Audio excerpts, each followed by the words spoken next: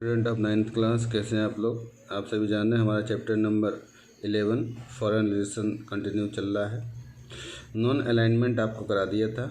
आज जिस टॉपिक की हम बात करें पंचशील कि एक्चुअल में पंचशील होता क्या है और क्या है। Panchsheel is the word define the meaning of 5 preaching of life style told by the Gautam Buddha. Panchsheel word जो है अगर आप देखें तो ये जो लाइफ स्टाइल 5 प्रीचिंग्स हैं, शिक्षाएं हैं महात्मा गौतम बुद्ध की, उनके जीवन से प्रेरित है और इसको वहीं से लिया गया है। इसी को हम लोग पंचशील के सिद्धांत के नाम से जानते हैं। In the Buddha religion which is the प्रोपाउंड by the him, उन्होंने इसकी स्थापना खुद की थी। Panchsheel denotes the 5 principles of the way for humans life. देखिए पंचशील में क्या हुआ है, 5 तरीके बताए गए हैं मनुष्य को उनके लाइफ के बारे में। The principle of Panchsheel has been the use for the first time. देखिए जो प्रिंसिपल्स हैं पंचशील के, इसको फर्स्ट टाइम यूज किया गया है in the field of foreign policy. हम लोगों ने इनके अपनी फॉरेन पॉलिसी में इसको पहली बार यूज किया है ऑन 29 अप्रैल 1954। जो पंचशील सिद्धांत है इसको हम लोगों ने 1954 में अप्लाई किया था in the agreement with the China. इसमें हम लोगों ने क्या किया था बच्चों, चाइना के साथ एक एग्रीमेंट किया था मेड बाय इंडिया। इसको इंडिया ने बनाया था in relation to the Tibet, और तिब्बत के साथ संबंध बनाए थे। Almost all the nations of Asia, जितने भी एशिया में नेशंस हैं, हैव अडॉप्ट द पॉलिसी, उन सभी लोगों ने ये जो पंचशील के सिद्धांत थे उस पॉलिसी को क्या किया बच्चों, एडॉप्ट किया है। In the latter period this principle of Panchsheel got the international identity and the recognise. और इस पंचशील सिद्धांत को बाद में क्या किया गया, पूरे विश्व में अंतर्राष्ट्रीय स्तर पर पहचान मिली। दीज स्टेप्स आर अंडर, इसके अंदर कौन कौन से स्टेप्स हैं उसको देख लेते हैं। फर्स्ट पॉइंट है policy of non attacking. Panchsheel सिद्धांत की जो पहली शर्त है, पॉलिसी है, इसमें बताया गया है कि ये किसी भी देश के ऊपर हमला नहीं करेंगे, ओके, अटैक की स्थिति में नहीं रहेंगे। Second, respect of higher authority and the regional unity of one another. ये एक दूसरे के जितने भी हायर अथॉरिटी हैं, बड़े बड़े ऑफिसर्स हैं, उन सभी को सम्मान देंगे और रीजनल क्षेत्रीय एकता बनाए रखने में एक दूसरे का सहयोग करेंगे। Next point, equality and the mutual gain, आपस में समानता बनी रहेगी और सभी का म्यूचुअल कॉपरेशन रहेगा और एक दूसरे को फ़ायदा पहुंचाते रहेंगे। Fourth point, not to interference in the international matters on the other countries. देखिए इसमें ये बताया गया है कि कोई भी देश किसी भी देश के इंटरनल मामले में किसी भी प्रकार का हस्तक्षेप नहीं करेगा, यानी कि अंदरूनी जो मामला है उसमें कोई भी देश, दूसरा देश जो है उसको मैटर को किसी भी प्रकार से बातचीत नहीं करेगा। Peaceful coexistence. और लास्ट और 5वां पॉइंट है कि एक ऐसा वातावरण तैयार करना जिसमें चारों तरफ शांति ही शांति हो। ये सभी पंचशील के सिद्धांत हैं। Is the symbol of moral power, उन्होंने बताया है कि एक सिंबल है इसका, एक मोरल नैतिक पावर का। Pandit Jawaharlal Nehru told once that the maximum nation of the world give the recognise this principle. Pandit Jawaharlal Nehru ने कहा कि ज़्यादातर राष्ट्रों ने इस पॉलिसी को अपनाया है, उसको पहचान दिलाई है। Then a big part of the international problems will be solve easily. उन्होंने कहा इस पॉलिसी से बहुत सारे इंटरनेशनल प्रॉब्लम्स उसको हम in the beginning the Panchsheel was known as the basic character of Indian foreign policy in the world. अगर आप शुरुआत में देखें तो ये जो पंचशील के सिद्धांत हैं वो इंडिया के फॉरेन पॉलिसी का पार्ट है। But after the attack by China, लेकिन जब चाइना ने इंडिया को अटैक किया in the year 1962 prove that his principle is nothing, तब ये पता चला कि जो प्रिंसिपल्स है वो कुछ भी नहीं है, बट अ कन्फ्यूजन ओनली, केवल एक कन्फ्यूजन है। This attack prove a big shot of the failure of foreign policy, ये जो अटैक था उसने इस बात को साबित कर दिया कि जो भारत की फॉरेन पॉलिसी है वो फेल हो गई है। And hurt the international prestige, और उसने अंतर्राष्ट्रीय स्तर को बहुत ज़्यादा हर्ट किया है। The critics feel that the attack by the China is the political failure of India, इससे इंडिया को बहुत ज़्यादा क्रिटिसाइज को सहना पड़ा, क्योंकि इंडिया की जो फॉरेन पॉलिसी है वो फेल हो गई थी। Through the faith of the Panchsheel steel countries, लेकिन और भी देशों का इस पंचशील में विश्वास था। In the foreign policy India but the international field there is the lack attribution of the moral values the peaceful thinking. देखिए, इंडिया के साथ साथ और भी इंटरनेशनल जो देश थे उन सभी के अंदर मोरल वैल्यूज और पीसफुल शांतिपूर्वक थिंकिंग की आवश्यकता थी। The possibility of success of Panchsheel तभी सक्सेस हो सकता था जब सभी देश आपस में मिलजुल करके अच्छे से और शांतिपूर्वक रहने और इंटरनेशनल फील्ड के अंदर काम करते। Seems to be very much limited, और इस प्रकार से जो पंचशील के सिद्धांत थे बहुत लिमिटेड सीमित क्षेत्र में ही रह गया बच्चों।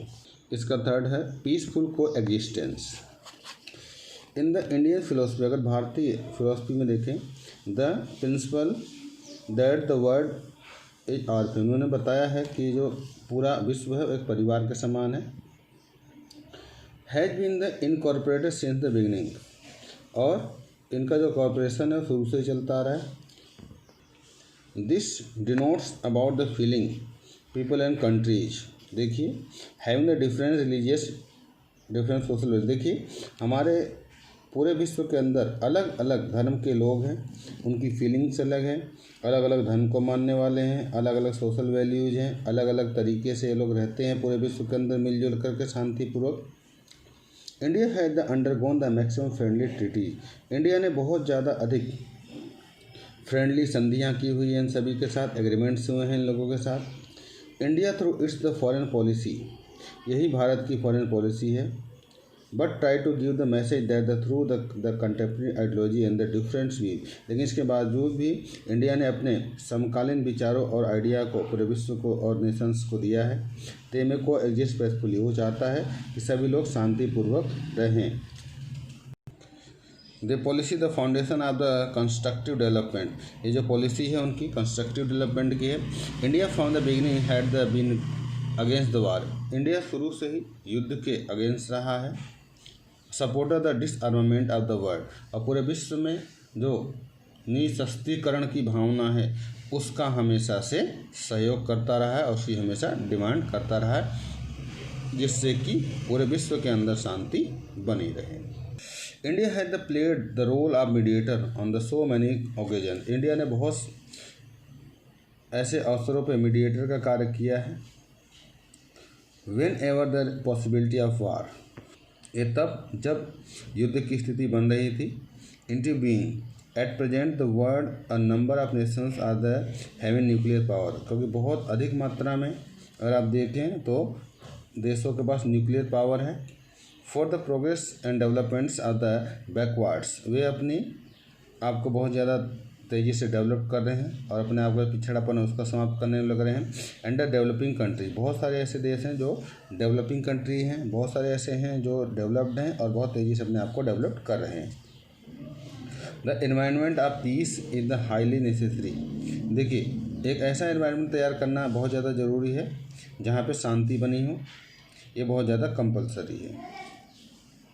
रियली स्पीकिंग द पीसफुल को एग्जिस्टिंग्स मेक द इंटरनेशनल रिलेशंस, उन्होंने कहा है, भारतीयों ने बताया है कि यदि हम शांतिपूर्वक वातावरण तैयार कर लें तो जो हमारे इंटरनेशनल रिलेशंस हैं वो बहुत ज़्यादा स्ट्रॉन्ग हो जाएंगे बच्चों, बहुत ज़्यादा हेल्दी हो जाएंगे।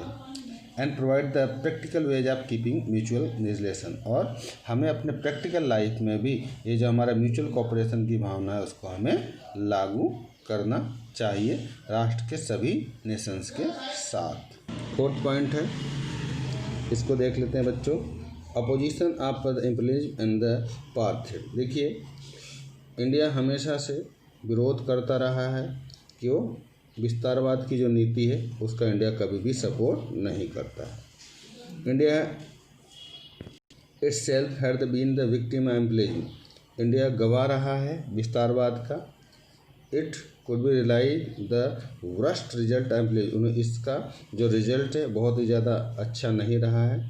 That is the India always oppose. यही कारण है कि इंडिया हमेशा इसका क्या करता है बच्चों? विरोध करता रहता है।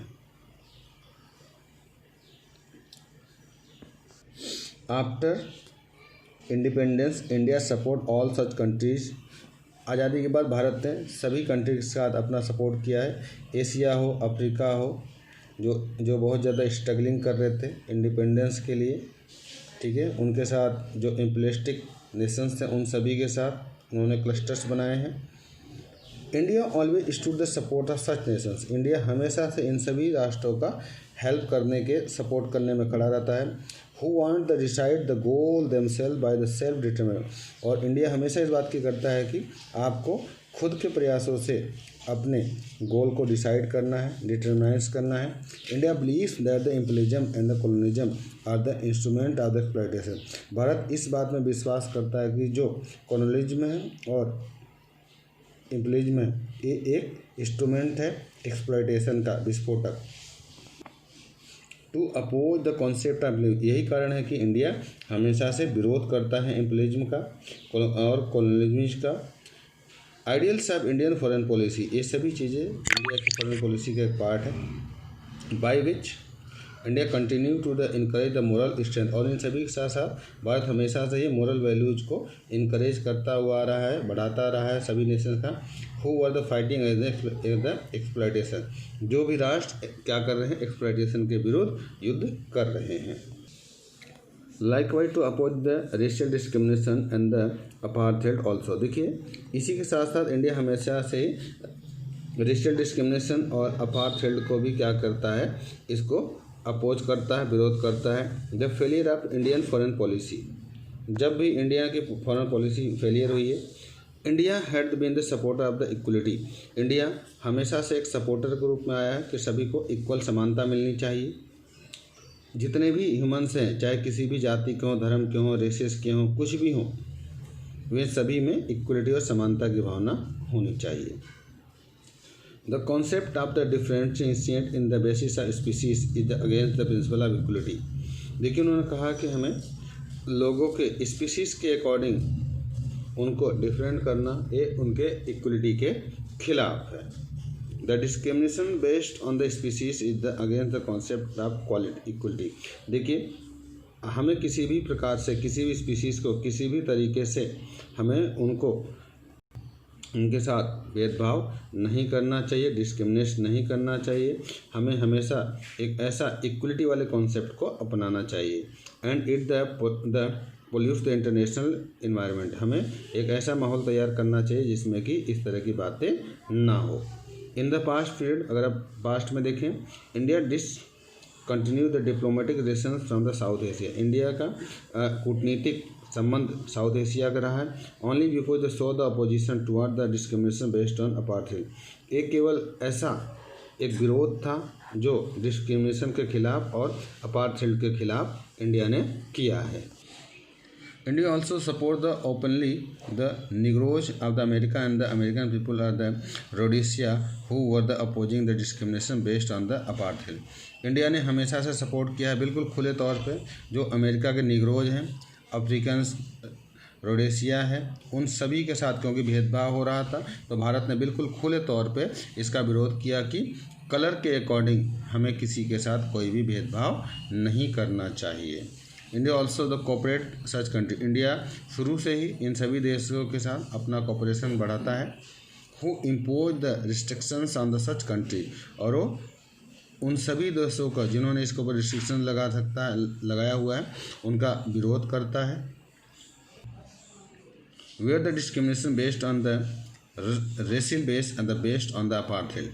वे जहाँ जहाँ पर भी इस तरह के रेस के अनुसार, कलर के अनुसार ठीक है, उनका विरोध करता है भारत। अपार्थाइड के खिलाफ इंडिया हमेशा खड़ा रहता है।